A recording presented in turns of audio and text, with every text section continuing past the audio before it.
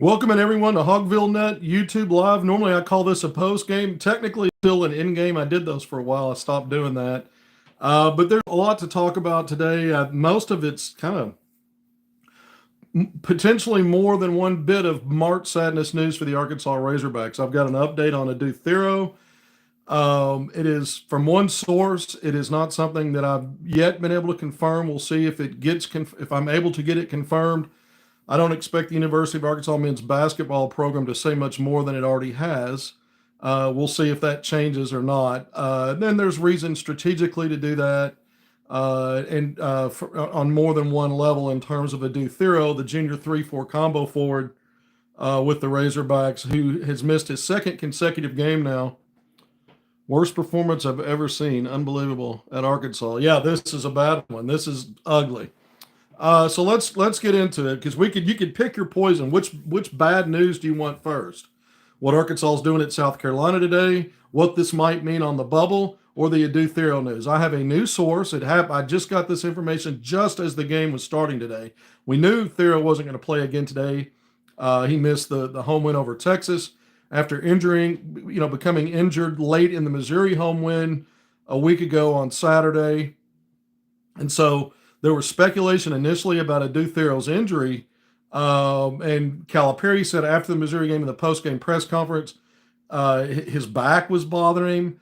The telecast during that game, the commentator, I think it was ESPN crew, SEC Network, ESPN crew, talking maybe a hamstring. Prior to Arkansas's home win over Texas, just prior to that, the University men's basketball program put out a press release stating that it was a hyperextended left knee, and that a timeline for his return was uncertain. So no timeline. I did just a little research on hyperextended knee. Even medium, mild to moderate is a 2 to 4 week, you're out. So at the baseline of that, the minimum 2 weeks, that means he's not going to be ready at least until the SEC tournament, based on what's typical for that kind of injury. Maybe longer. I retweeted that just before the game today. He won't play today. It may be a while, if at all. So then I had a source get in touch with me. It's a good source. I do not have this confirmed. This is not from someone on the staff, and it came after the game. It technically had just tipped off. But I'm now told that, and based on this information, if it's true, again, unconfirmed other than a source I consider to be good, Adou Thiero has a torn meniscus and won't return this year. Torn meniscus is not necessarily season ending. That can be a 4 to 6 week process, but it depends on where you are in your season. So if it's early in the season, maybe even midway, you could get a guy back potentially. But a torn meniscus, even though it's not a big deal necessarily moving forward in terms of rehab and timing, again, at this juncture of the year, there aren't 4 to 6 weeks left. I mean, Arkansas may not, based on how things are going today, if you were project forward just based on this one performance, there may not be an NCAA tournament for this Arkansas team. I mean, Arkansas is down 33, 64-31. This is as ugly a performance as I've seen. And now you're in a race to see if you can get to 40. So there were several things. So I want to repeat what I just said. I have a source that's told me Adou Thiero has suffered a torn meniscus and will not return to play again this season. We know Boogie Fland has been out. As soon as he was injured back in January, Arkansas started 0-5. The last game he played was in the road loss to Missouri, which, by the way, that 18-point loss was the last time Arkansas has been blown out in an SEC game. So you've had 10 games since then. Before today, no blowouts. Even when you lost, you were 6-4 in your last 10. To get to 6-9 in the SEC, Arkansas is going to drop to 6-10. Oh, I asked you which bad news do you want first. I served up the Adou Thiero stuff. We're now talking about a 35-point deficit as I look at it now. 5:49 ago, Arkansas down 66-31. Arkansas is locked in now to having its third consecutive losing record in SEC play. Arkansas had to win its last 3 games, including today, to get to 9-9 and not technically be a loser in league play. Arkansas Sweet 16 team 2 years ago under Eric Patrick Musselman, EPM, went 8-10 in league play. Last season, Arkansas was 6-12. Right now, Arkansas will be at 6-10 after today. Guaranteed again, the best Arkansas can do at that point is 8-10. So you might, you got a shot, best case scenario, get to 8-10. You could certainly lose your last two and hit 6-12 right on the money again for a second consecutive season, or you could split these games and get to 7-11, which is kind of the magic line we've talked about Arkansas needing to do. Arkansas just scored in transition, got a dunk. That might be the first not missed dunk today for the Razorbacks. Carter Knox got that one. So the lead's down for South Carolina. The bottom feeder in the SEC, by the way, 1-14 in league play, 91 in net, the worst SEC team. And we know it's a tough league, and we know Carolina's a really good at home despite losing so many close games. And even though this team, the last time it played on this court, won by 15 or 16 against Texas, another bubble team that Arkansas is fighting against, up against trying to get in. I mean, you're beating Arkansas by 31. Arkansas came to this game sleepwalking. But the other part of this that I think is bad is, 7-11 would probably be a magic number. So that means Arkansas, after losing today, needs to split one of its last two games to what I've been saying is probably to be on the good part of the bubble. If it went 1-2 in the last three, it's going to lose today. So split the last two now. Probably on the good side of the bubble, going to the SEC tournament, win two of your last three, and you're a lock. I think, even though from a quad standpoint, this won't be a bad loss, because it is so brutally lopsided against the worst team in the SEC and a team with a losing record, I think it's probably going to be worth a spot or two drop, potentially, not necessarily, a spot or two drop even on Lenardi's, bubble lines, because it's that ugly. Now, it depends on what other bubble teams are doing. If they're losing also, it may not be as bad. But any collective success, I mean, for example, Georgia and Texas, Georgia plays at Texas today. One of those bubble teams has to lose. But there's a potential there, if Oklahoma, say, wins at Ole Miss, and of course one of those bubble teams is going to win, that Arkansas slips a little bit more than they would have if they just stayed close in this game. We'll see if that's true. But we may be getting into territory based on what we're seeing right now, where Arkansas must win at least two more games. Because here's what I'm going to say. Two more is a lock. That's how weird this is. Two wins is a lock. One might have you on the right side of the bubble projected going in the SEC tournament. But with how bad this is, if it knocks you down just a little bit, that might mean your margin for error, if you lose that first round SEC tournament game, is bigger and maybe makes you in more jeopardy of not getting in based on maybe what some other teams are doing at this juncture of the season. If the reporting I'm giving is true, if the source information I got is true, is that Adou Thiero will not return this season, that makes things even tougher for Arkansas if that's the reality. And especially when you see today's performance, Arkansas has been a competitive road team, win or lose, and has won its share of really big road games. Technically now they'll have lost their last three road games in a row after winning back-to-back at Kentucky and Texas. But Arkansas is not trending well, and you've got another road game against a Vanderbilt team that's been hot, going on the road and beating A&M and winning big games at home. So this is problematic for the Razorbacks. This is trouble. And again, not chalking up wins or losses moving forward. It's only one game. You don't want to be too dramatic and overreact. But let's see what damage a 20 to 30 point loss is, or 30 plus. Let's see where it shakes out here in the last, after we get out the other side of the under 4 minute timeout. But this has the potential to have a little bit more of an impact on your resume by virtue of just being a no compete kind of game. Arkansas came out of the gate sleepwalking in this game, and South Carolina's got good players. They took the hammer. Colin Murray-Boyle is having the frontline version game effectively of what we just saw Trey Johnson for Texas do. And Colin Murray-Boyle, as I said yesterday during my HogvilleNET YouTube live segment, where I did some recruiting talk with Nate Ament, portal talked a little Joseph Pinion and how that might look, potentially maybe considering him if he expanded your roster to 10 or 11 deep. Talked about a lot of stuff, but I did a preview of this game, and I mentioned Colin Murray-Boyle has owned Arkansas in two losses last year that the Razorbacks suffered with that really bad Arkansas team, EPM's last season. But this guy owned Arkansas in those games. He's owning the Hogs today. I mentioned that he's a first-round pick for sure. If he comes out, maybe a lottery pick.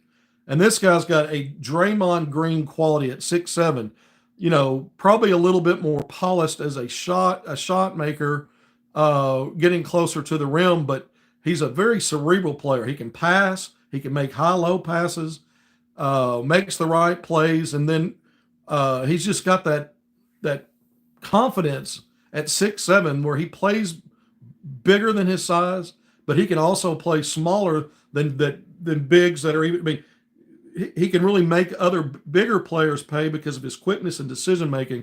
And there are some Draymond Green elements to some of the things he does. So I understand why he would be a coveted guy. But Arkansas's gotten exposed today, and it's just a team that I don't even need to go through stats. I didn't write any stats down. I put some stat. I looked at them. I did a screenshot of the stats at halftime and put it out with my halftime tweet, detailing what the score was and where things were headed. Arkansas was bad everywhere except they were competitive on the glass for once, on the offensive glass.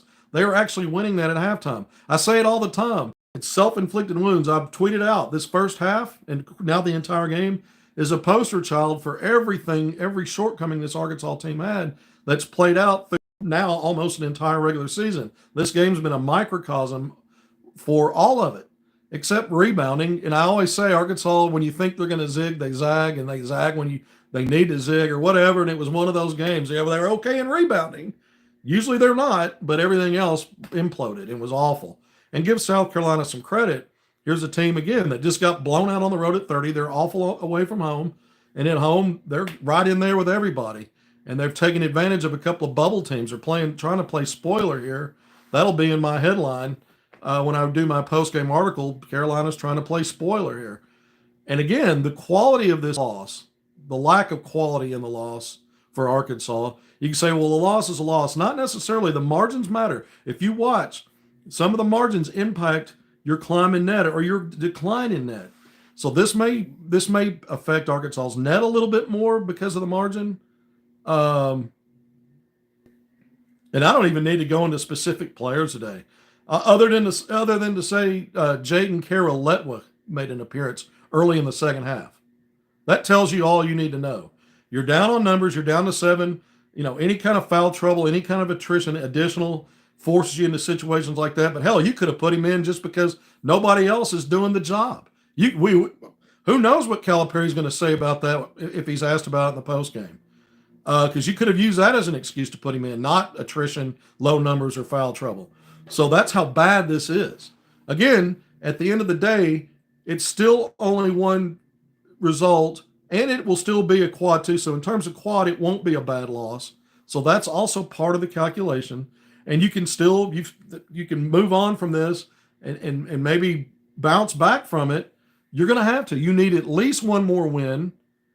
And you probably now are going to need 2, including even if that means pushing into the SEC tournament and getting one of those 2 there. I'm not saying Arkansas has to win the last 2 of the regular season.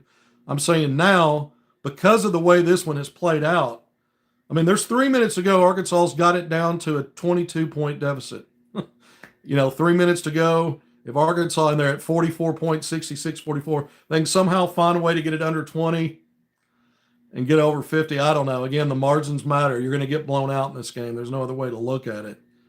So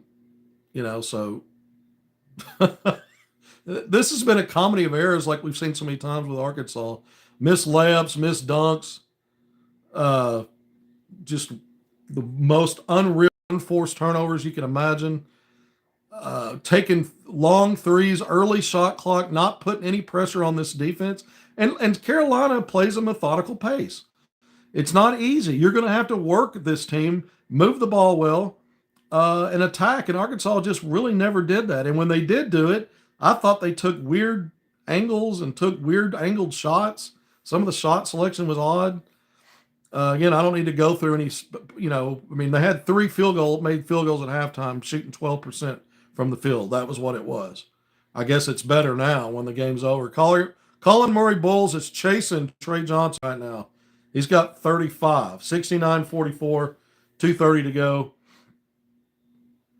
And it won't help that Kentucky's getting clobbered at home to Auburn, even though it is Auburn. That's Arkansas's, best win on the season.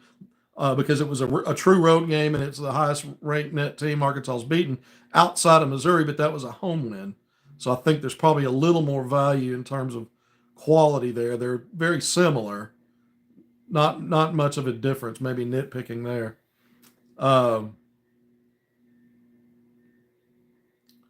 So, you've got two bubble teams just below you in Texas and Georgia. I mentioned that playing tonight.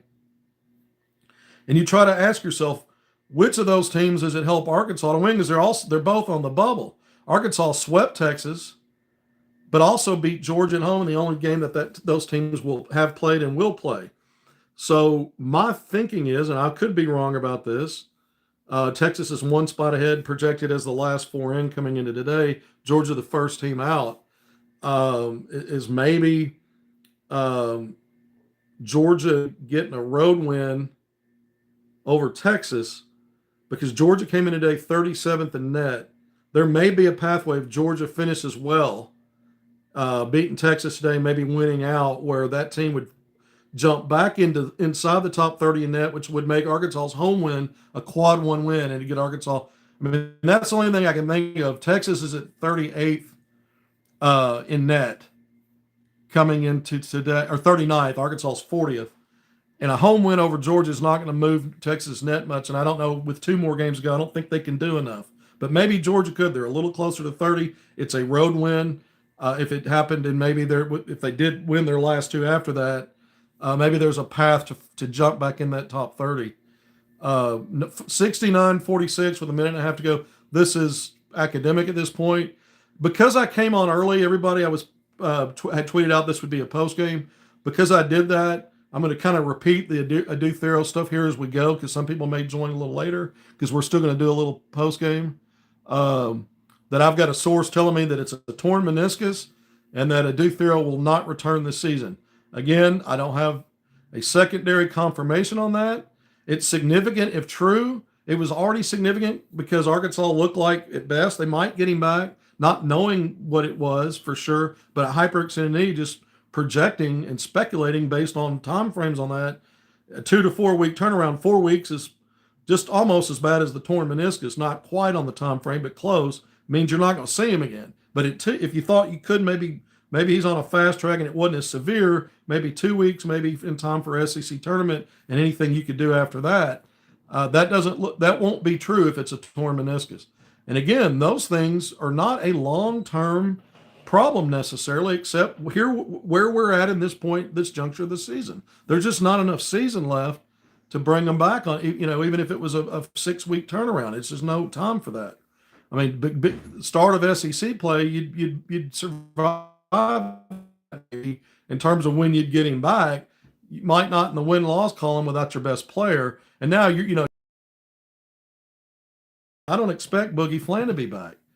CBS Sports said at the point where he wasn't going to play any more games and was going to have thumb surgery, that he would not return. He has not returned. You've gotten the same vague thing from Arkansas officially on him, no timeline for a return, but there's no indication that he'll play again for Arkansas. Well, Arkansas at least gets to the 50-point mark. They're going to lose by 20 plus at 72-50.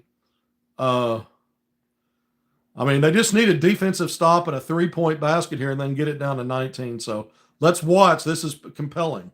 Oh, Adou Thiero, Jonas Adou. I've been saying there's too many on this team. Just what I just called it before it happened. If I'm behind, if anyone saw it as I was saying it, mine's TV's behind you. Jonas Adou gets a steal on South Carolina's final possession. Throws ahead, Carter Knox hits a three. Arkansas is going to lose by 19. I kind of basically called what was going to happen. 72-53. I'm no genius. I got probably a little overexcited and goofy there. Other than I was kind of joking. I didn't think that would happen. It's exactly what happened. All right, Arkansas still gets blown out. It's still, although it's not a quad 3 loss, it's not going to be a bad quad loss on Arkansas's resume. It's still a bad loss because you got blown out. So maybe with the fact that it wasn't 30 plus, and maybe because you crawled it inside of 20, I don't really know how that'll impact net and that net ranking. It's going to impact it some. And so we don't want to be, again, too dramatic about what this does to Arkansas's bubble. But it's a blowout loss to the bottom feeder in the SEC, and it might be enough to be add a little bit tighter margin for error going forward. And again, I think you split these last two games, it's a potential that both of them are quad one wins. The game at Vandy there's no doubt that that's going to be a quad one result. You look at Colin Murray Bowles, by the way, 35 points. So he didn't get to that magic 39 or surpass it to get to 40 that Trey Johnson got that hung on the Hogs. Young players abusing Razorbacks. But Arkansas beat Texas in overtime. So, split these last two games. Mississippi State still ranked 30th in net. That's on the cut for a home game to be a quad one. And if Mississippi State, that's your regular season finale on March 8th, a week from today. If Mississippi State falls in net outside the top 30, that'll be a quad two result. So that's why we're teetering here. Split these two. You're probably still by a thread projected in, but then a loss in the first round of the SEC tournament might be enough to push you back out. That's why I say 2 more wins is a lock. Now you'd have to go 2-0 to finish the regular season. Or if you win 2 of your next 3, which would include, in that scenario, the first round of the SEC tournament, then I think you'd be a lock, and it wouldn't matter if you lost in the second round of the SEC tournament. So we're getting closer now. We can start expanding the thought process on what it's going to take and what'll do it. So I think at this point of your Arkansas, you got to go into it with the mindset, we need 2 more wins. I really do. Again, it's interesting. 2 wins and you're a lock.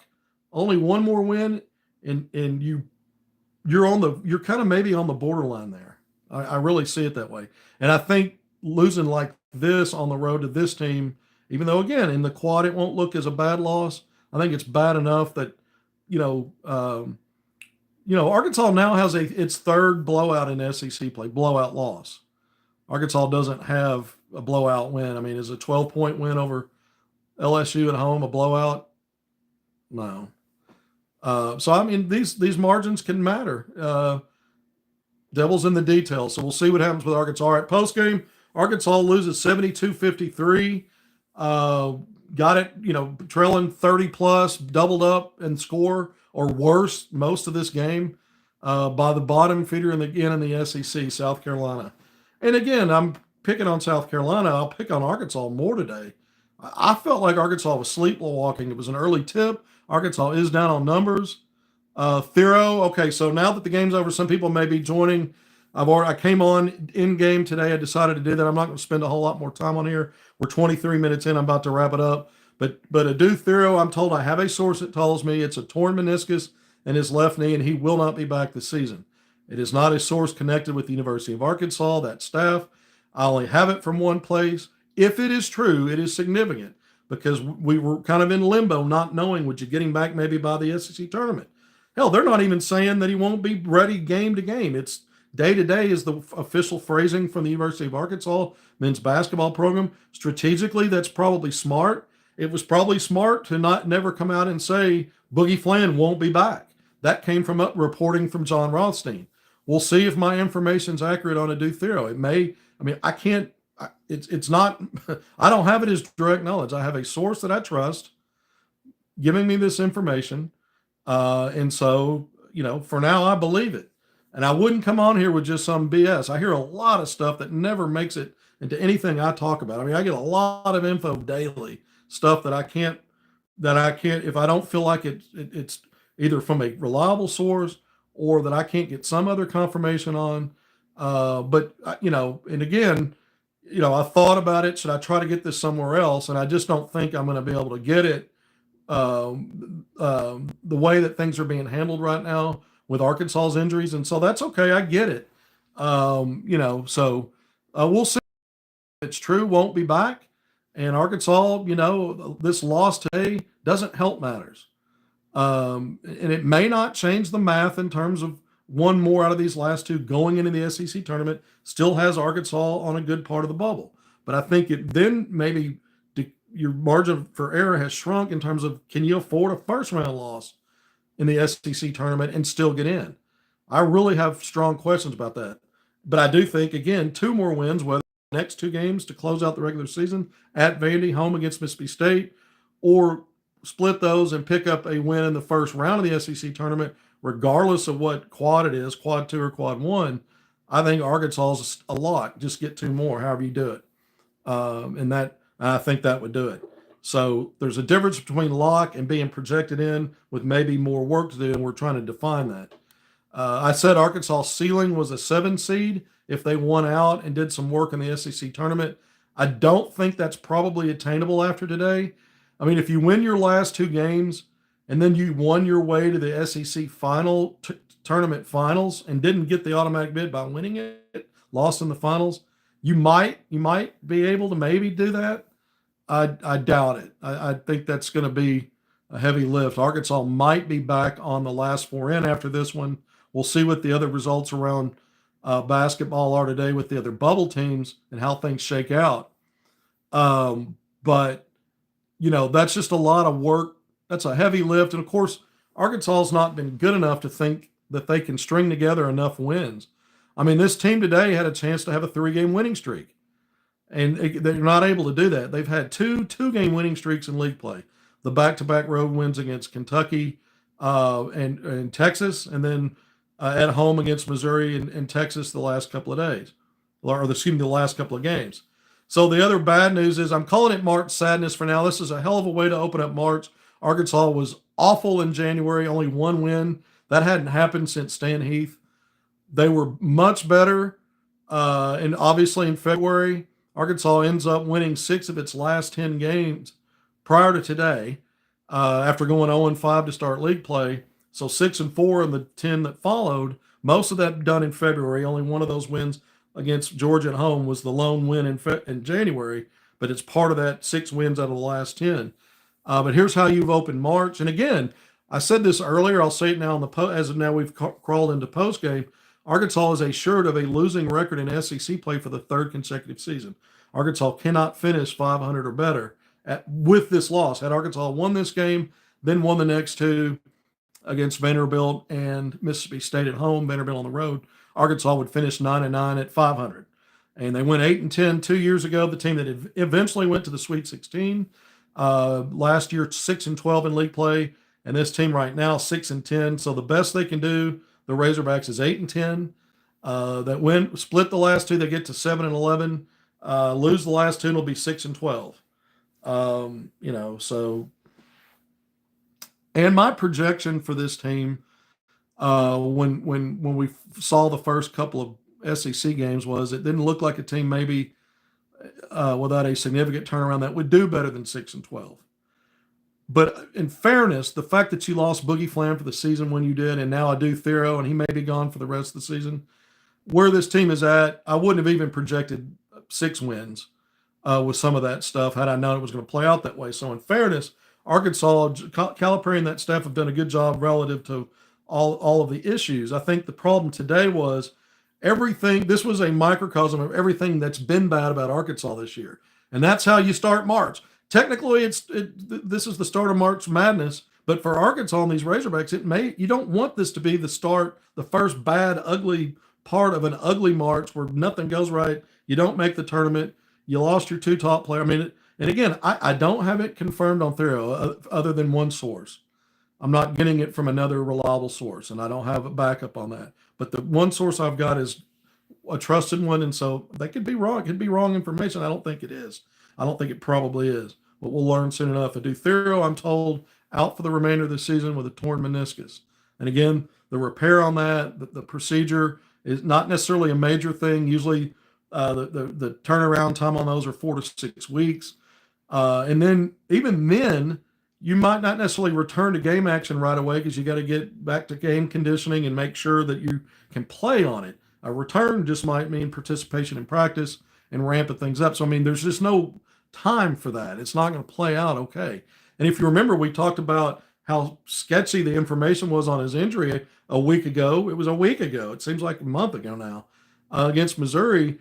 And then finally we got some official word from the U of A saying they didn't, in their diagnosis, hyperextended knee, and they didn't think surgery was going to be required. And it wasn't major. But then we also heard he was in Los Angeles getting a second opinion.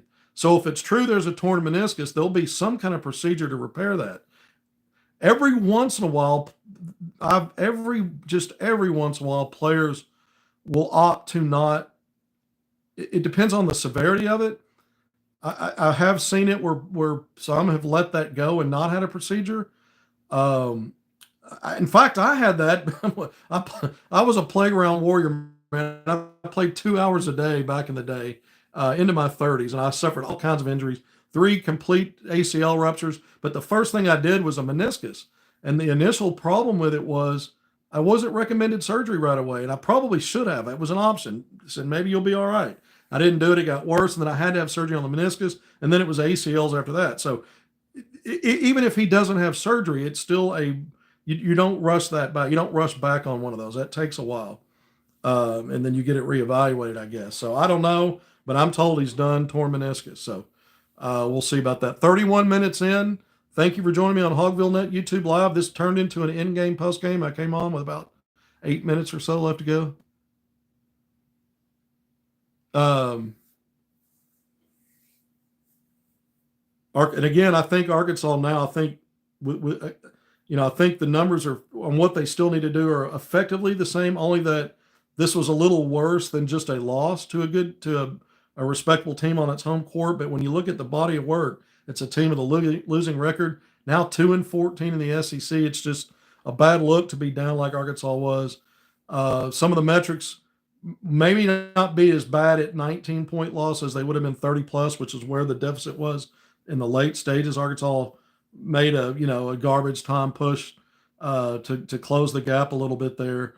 So we'll see about that, and we'll see if this one ends up coming back to hurt Arkansas more than a close loss would have. I guess we'll never know because there won't be a close loss to South Carolina on the road to measure it against. Minnesota on the road beating Nebraska 44-26. Nebraska is one of the teams in Lenardi's, I think, on his bubble. So it's another bubble team losing at home by 18 to Minnesota, which is not all that great of a team. So that's another bubble team that may have a bad loss to, have a blowout loss today or a loss. It's still, I think, reasonable to think that Nebraska could come back in that game. But if they lose that game, it's a bubble team loss. Ole Miss up a point over Oklahoma at halftime, 39-38. So you really need Ole Miss to win that game. Ole Miss has been struggling lately, and Oklahoma's, of the bubble teams in the SEC, Oklahoma, Texas, Georgia, Arkansas, there's just not a lot of separation. There's not a lot of difference. That'd be a huge road win for Oklahoma and would certainly push the Sooners, who came in today on the top of Lenardi's last scoring list, only 2 spots behind Arkansas. Oklahoma, if in a close loss, might be enough to jump Arkansas based on what happened to Arkansas at South Carolina. But a road win will certainly push Oklahoma ahead of Arkansas in the pecking order coming down to the last week and the last 2 games. So you need Ole Miss to find a way to win that game at home. Again, I mentioned Georgia and Texas, both 1 spot apart. Texas at the bottom of the last 4 in, Georgia at the top of the first 4 out. What benefits Arkansas better? Arkansas's got the sweep over Texas, beat Georgia at home, and I think Georgia getting a road win because they're a little closer to the top 30 in net at Texas. If they can figure out a way to get maybe a bump in net, and then you hope Georgia does well to finish out the season if they're going to. But they're also on the bubble, and if they did that, they might just pass up on the bubble. So I'm kind of talking myself out of that. I don't know which one helps Arkansas more. Arkansas is 3-0 against those teams. Sweep over Texas, win over Georgia. The only thing is, it's okay if Arkansas and another SEC bubble team both get in. So if I'm picking one, it probably favor Arkansas. If Georgia did win today, you'd want then Georgia maybe to win out and have a chance to move back into the top 30 in net, which would bolster or get to 30 at least, and that would bolster Arkansas's resume with another quad 1 win because that's what it was at home. That would make it a quad 1.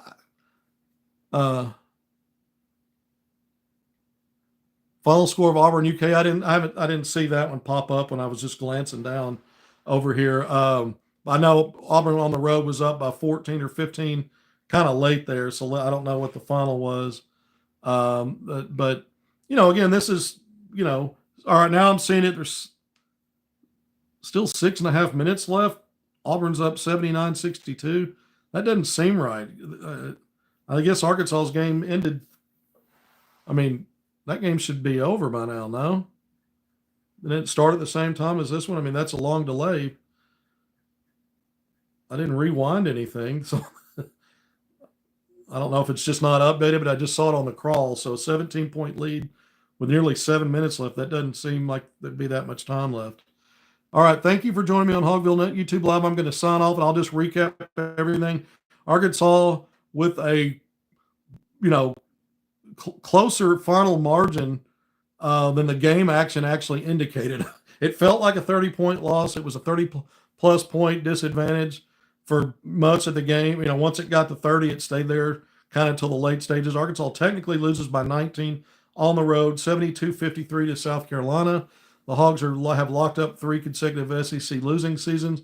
Arkansas, at minimum, still needs one more win with really 3 more games to go. You got 2 more games in the regular season, plus you're playing a first-round game, whenever that is. You're playing a first-round game based on where you're going to finish in the standings on that Wednesday, March 12th in the SEC tournament. So you've got 3 to go. Arkansas needs a minimum of 1. 2 is a lock. Winning 1, I don't think locks anything. I think it's then you just pay attention to what other bubble teams are doing and hope that's enough. So I'll say it that way.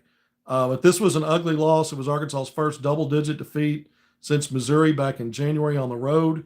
Arkansas had 2, the 24-point loss at Tennessee to open league play, and then Missouri. So those were the bookends of that 0-5 start. And then after that, win or lose, Arkansas went 6-4 in its next 10. Win or lose, there really weren't any blowouts. Arkansas had a 12-point win over Missouri, and none of the losses were by double digits for Arkansas. And now you've gotten waxed at South Carolina, a team we knew was competitive at home. But did anybody really believe Arkansas would be worse than Texas? Lost by 15 a week ago there. Carolina's finally breaking through with some success at home. Too little, too late. Obviously, that team's not going anywhere. Arkansas's toast without Thiero, probably. I mean, Arkansas's in some rough shape right now. All right, I am gonna keep my word and sign off. Thank you for joining me on HogvilleNET YouTube Live. I'm Kevin McPherson. If you haven't done it yet, please hit subscribe, like, and share. That helps us out. Arkansas was drowned in Columbia, South Carolina today, 72-53. We'll see how strong that bubble is for the Hogs moving forward.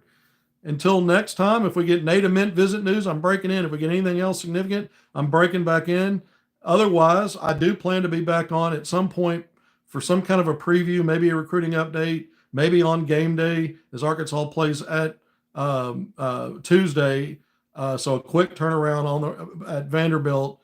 But I'll definitely have a post game on Tuesday, and that's a late start. That's a 9 o'clock start Central Time. So, which is weird. That just seems really weird to me. But whatever. We'll be on late for that. But until then, take care. Thank you for being here. We'll see you then.